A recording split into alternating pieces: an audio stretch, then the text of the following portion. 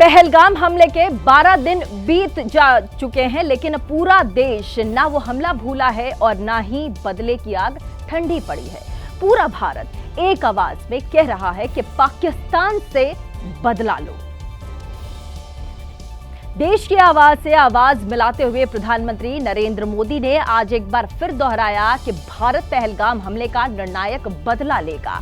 वहीं पाकिस्तान के रक्षा मंत्री ख्वाजा आसिफ ने फिर से सिंधु जल समझौते का रोना रोया है और कहा है कि अगर सिंधु नदी पर भारत ने कोई भी निर्माण किया तो युद्ध जैसा माना जाएगा, युद्ध तय है। इसी बीच भारत ने पाकिस्तान के साथ व्यापार पर रोक लगाते हुए कोई भी सामान इंपोर्ट या फिर एक्सपोर्ट करने पर रोक लगा दी है।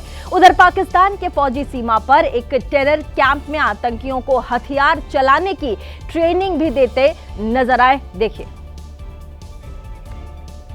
और साथ ही देखिए, पाकिस्तान के रक्षा मंत्री ख्वाजा आसिफ ने एक बार फिर से गीदड़ भभकी दी है और साथ ही ख्वाजा आसिफ ने कहा है कि अगर भारत सिंधु नदी पर कोई निर्माण करता है तो पाकिस्तान हमला कर देगा। ये पाकिस्तान कह रहा है, लगातार गीदड़ भभकी दे रहा है। सुनिए क्या कुछ कहा है। पुरानी कहावत है, खिसियानी बिल्ली खंबा नोचे। पाकिस्तान इस वक्त उसी बिल्ली की तरह है। सुबह दोपहर शाम और रात डरा सहमा पाकिस्तान सिर्फ बकवास कर रहा है। जहारियत के बहुत से अशकाल होते हैं, बहुत सी उसकी जो फेसेस होते हैं, उसमें ये भी एक फेस है। ये बहुत बड़ा फेस है। इससे तो कौमें जो हैं वो प्यास से या भूख से मर सकती हैं।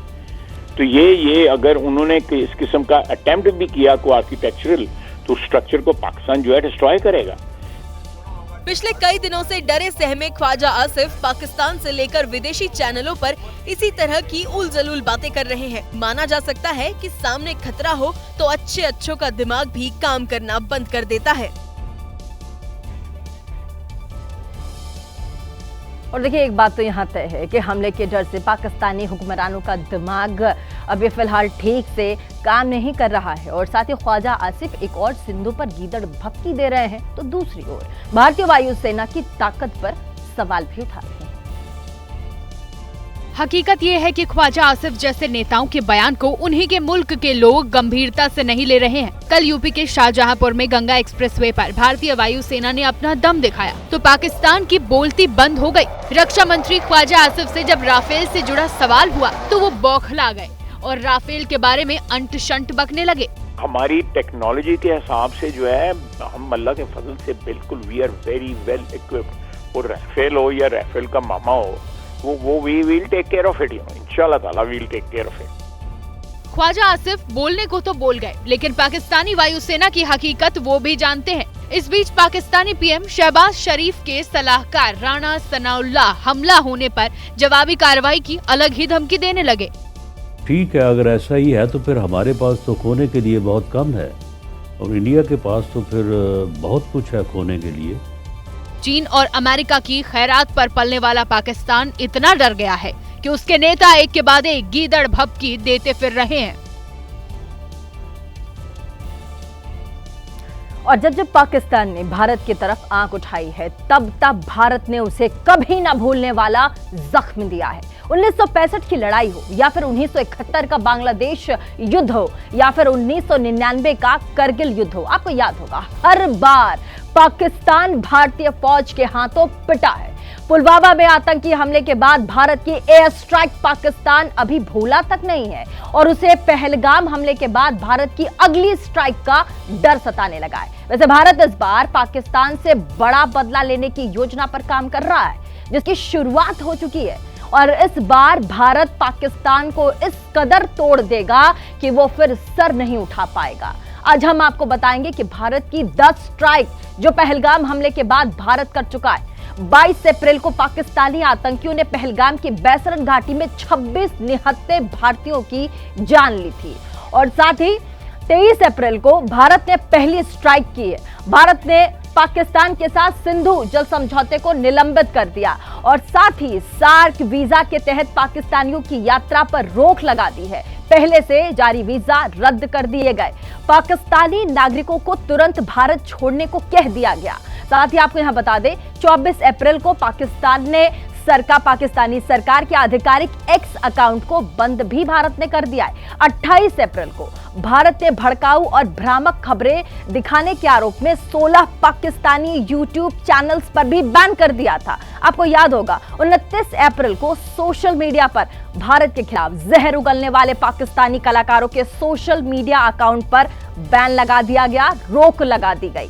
30 अप्रैल को भारत सरकार ने बड़ी सर्जिकल स्ट्राइक की और पाकिस्तानी एयरलाइंस के लिए अपना एयर स्पेस बंद कर दिया। ये कूटनीतिक यानी कि डिप्लोमेसी वॉर है। साथ ही आपको याद होगा 2 मई को भारत ने पाकिस्तान से होने वाले सभी तरह के आयात और निर्यात पर रोक लगा दी। 3 मई यानी कि आज भारत ने अपने सभी बंदरगाहों पर पाकिस्तानी शिप्स की एंट्री बैन कर दी है। साथ ही पाकिस्तान के साथ सभी तरह के पोस्टल सेवाओं पर भी अब भारत ने रोक लगा दिया है। और अब 22 अप्रैल को पहलगाम में आतंकी हमला हुआ, लेकिन हमले में शामिल आतंकियों की तलाश अब भी जारी है और अब कहा जा रहा है कि ये आतंकी कश्मीर में ही मौजूद है, वहां छिपे हुए हैं। वो क्यों नहीं ट्रेस हो पा रहे हैं, उनका सच सामने आया है। देखिए, पहलगाम हमले के बाद आतंकी कहां गए, आतंकियों की मदद किन लोगों ने की, इन चीजों को लेकर एनआईए की जांच जारी है। पहलगाम से जम्मू तक एनआईए की टीम सबूत इकट्ठा कर रही है। आतंकियों के मददगारों से पूछताछ जारी है। जम्मू कश्मीर के अलग अलग हिस्सों में सर्च ऑपरेशन चलाया जा रहा है। जानकारी के अनुसार पहलगाम हमले में शामिल हासिम मूसा और उसके साथी कश्मीर में ही मौजूद हैं। सुरक्षा एजेंसियों को शक है कि आतंकी घने जंगलों में छिपे हुए हैं। वहीं इन आतंकियों की घेराबंदी को लेकर सेना, पुलिस और सीआरपीएफ ने जबरदस्त तैयारी कर रखी है। अब सवाल है कि पहलगाम हमले के 12 दिनों बाद भी आतंकी कैसे जंगलों में छिपे हैं और आतंकियों को ट्रेस क्यों नहीं किया जा पा रहा है।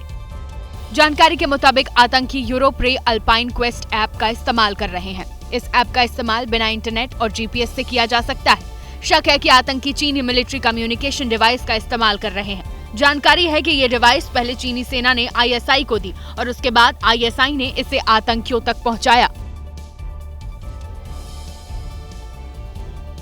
और आपने देखा कि पहलगाम के आतंकी अब तक क्यों ट्रेस नहीं हो पा रहे हैं। सेना को 12 अप्रैल को उसी जगह का एक और कम्युनिकेशन डिवाइस किश्तवाड़ में मिला है और साथ ही आपको बता दें इसका नाम है अल्ट्रा डिवाइस। इसकी मदद से आतंकी बात करते थे जिसे ट्रेस करना लगभग असंभव है। यह बिना सर्विस प्रोवाइडर चलता है, सिर्फ सेनाओं के पास होता है जिन्हें युद्ध के समय इस्तेमाल किया जाता है। आपको बता दें या फिर खुफिया मिशन में इसे प्रयोग किया जाता है, इसका इस्तेमाल किया जाता है ताकि दुश्मन तक कोई भी जानकारी नहीं पहुंच सके।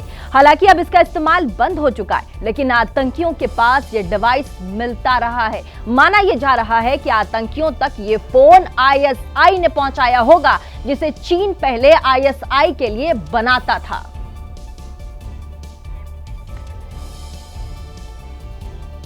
भारत के एक्शन से पाकिस्तान में खलबली मच गई है। हालात यहां ये हैं कि अभी आर्मी चीफ मुनीर को सैन्य अभ्यास में भी पहुंचकर जवानों का जोश बढ़ाना पड़ रहा है, तो कभी कोर कमांडर्स की मीटिंग लेनी पड़ती है। अब यहां साफ है कि भारत के बदले वाले ऐलान से पाकिस्तान खौफजदा हो चुका है, डर चुका है।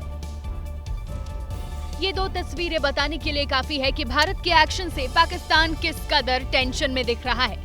पहली तस्वीर 1 मई की है, जब पाक आर्मी चीफ आसिम मुनीर को वॉर एक्सरसाइज में जाना पड़ा ताकि डरी हुई पाकिस्तानी सेना में जोश भरा जा सके। तो दूसरी तस्वीर रावलपिंडी की है, जहां 2 मई को आसिम मुनीर ने कोर कमांडरों के साथ बैठक की। पहलगाम आतंकी हमले के बाद भारत के रुख से पाकिस्तान किस कदर खौफजदा है, ये दोनों तस्वीरें उसकी तस्दीक कर रही हैं। रावलपिंडी में मुनीर ने अपने तमाम कमांडर्स के साथ भारत को लेकर जारी तनाव को लेकर चर्चा की। पाकिस्तानी आर्मी चीफ आसिम मुनीर को पता है कि भारत पठानकोट की तरह कभी भी पाकिस्तान के आतंकी ठिकानों पर हमला कर उसे नेस्तनाबूद कर सकता है। ऐसे में इस बैठक के दौरान भी भारत का खौफ आसिम मुनीर के साथ उनके तमाम कमांडर्स के चेहरे पर साफ दिखा।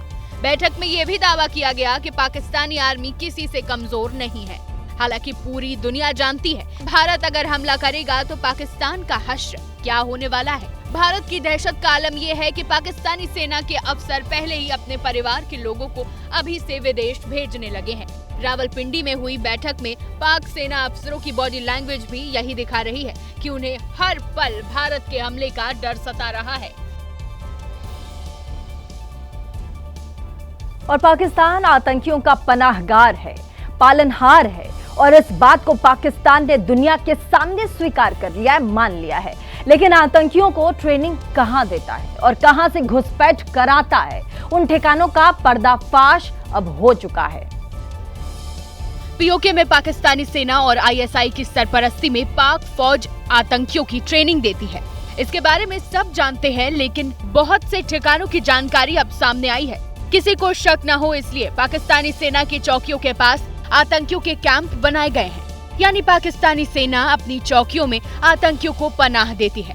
बालाकोट, मीरपुर, मंगला, जलालाबाद, एबटाबाद में ट्रेनिंग लेने के बाद आतंकी इन लॉन्च पैड्स पर आकर घुसपैठ का इंतजार करते हैं और यहीं से युद्ध विराम उल्लंघन और फायरिंग की आड़ में पाकिस्तानी सेना आतंकियों की घुसपैठ कराती है। जानकारी के मुताबिक पीओके में पीर पंजाल रेंज के उत्तर में 10 टेरर लॉन्च पैड्स हैं, जबकि दक्षिण में 32 हैं। इन लॉन्च पैड्स पर एक समय में 110 से 130 आतंकी मौजूद रहते हैं। नॉर्थ पीर पंजाल की चौकियों पर 30 से 35 आतंकी रहते हैं, तो वहीं साउथ पीर पंजाल में करीब 100 आतंकी घुसपैठ के लिए तैयार रहते हैं।